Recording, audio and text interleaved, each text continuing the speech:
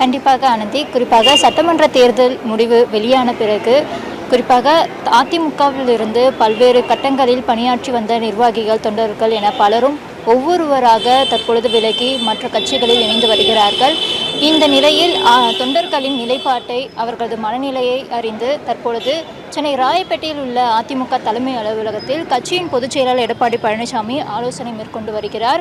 அதன்படி குறிப்பாக இதுவரை அமைப்பு ரீதியாக செயல்பட்டு வரும் 20க்கும் மேற்பட்ட மாவட்ட நிர்வாகிகளுடன் எடப்பாடி பழனிசாமி ஆலோசனை மேற்கொண்டுள்ளார். அதன் தொடர்ச்சியாக இன்று கரூர் மற்றும் நீலகிரி மாவட்ட நிர்வாகிகளுடன் முக்கிய ஆலோசனை கூட்டம் தற்போது நடைபெற்று வருகிறது. இந்த கூட்டத்தில் தேர்தல் தோல்விக்கான காரணங்கள், கட்சி அமைப்பு வலுப்படுத்துவது, நிர்வாகிகள் மற்றும் தொண்டர்களை ஒருங்கிணைப்பது உள்ளிட்ட பல்வேறு அம்சங்கள் குறித்து விரிவாக விவாதிக்கப்படுவதாக தகவல் வெளியாகியுள்ளது.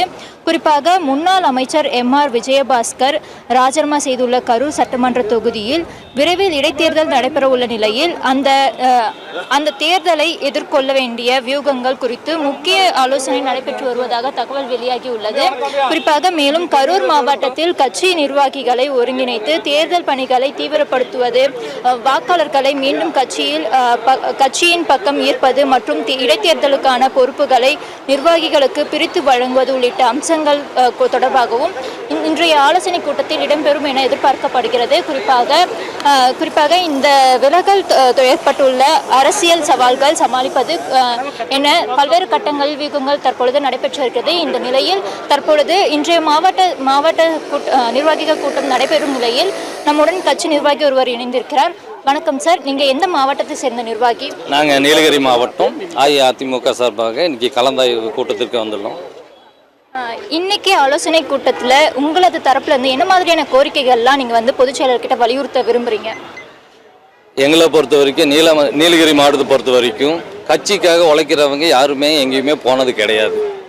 இது வரைக்கும் வெளியே போனவங்க பதவியையும் பணத்தையும் சம்பாதிச்சுட்டு அது கிடைக்காம போயிடுதுங்கிற ஒரு யோசனையில் வெளியே போயிருக்காங்களே தவிர உண்மை தொண்டன் யாருமே வெளியே போகல. அவருக்கு உண்டான உண்மை தொண்டருக்கு உண்டான பதவிகளும் வழங்கினாங்கன்னா நல்லபடியாக நீலகிரி மாவட்டம் பொறுத்த வரைக்கும் அதிமுகங்கிறது முதல் கட்சியாக இருக்குங்கிறது எங்களோட கோரிக்கையாக இருக்குது. இப்போ பல்வேறு கட்டங்கள் ஆலோசனை நடந்துட்டு வருது. இன்னைக்கு உங்களது மாவட்ட நிர்வாகிகளுக்கு ஆலோசனை கூட்டம் நடக்க இருக்கு. உங்க தரப்புல இருந்து, அதாவது நீலகிரி மாவட்ட நிர்வாகிகள் தரப்புல இருந்து என்ன மாதிரியான முக்கிய அம்ச கோரிக்கைகள் நீங்க வைக்க விரும்புறீங்க? வேற ஏதாவது குறைகள் இருக்கா, இல்ல தீர்க்க வேண்டியது ஏதாவது இருக்கா? நீலகிரி மாவட்டத்தை பொறுத்த வரைக்கும் இதுவரைக்கும் இருந்த மாவட்ட செயலாளர்களும் மற்ற முக்கிய நிர்வாகிகளும் காசுக்காகவும் பணத்துக்காகவும் மட்டும்தான் பண்ணியிருக்காங்க. இப்போ எங்களுக்கு கிடைச்சிருக்கிற மாவட்ட செயலாளர் பொறுத்த வரைக்கும் உண்மையாக உழைக்கிறவங்க அத்தனை பேர்த்துக்கும் பதவியையும் அதுக்கு உண்டான அங்கீகாரத்தையும் கொடுத்துருக்காங்க. அதனால் பொதுச் செயலாளர்கிட்ட நாங்கள் சொல்கிறது ஒன்றுன்னா, உண்மையாக கட்சிக்காக யார் உழைக்கிறாங்களோ அவங்களுக்கான முக்கியத்துவத்தை கொடுத்தான்னா நீலகிரி மாவட்டத்தை பொறுத்த வரைக்கும் கட்சி முதன்மை கட்சியாக நீலகிரி மாவட்டத்தில் இருக்குங்கிறது எங்களோட கோரிக்கை. ரொம்ப நன்றி.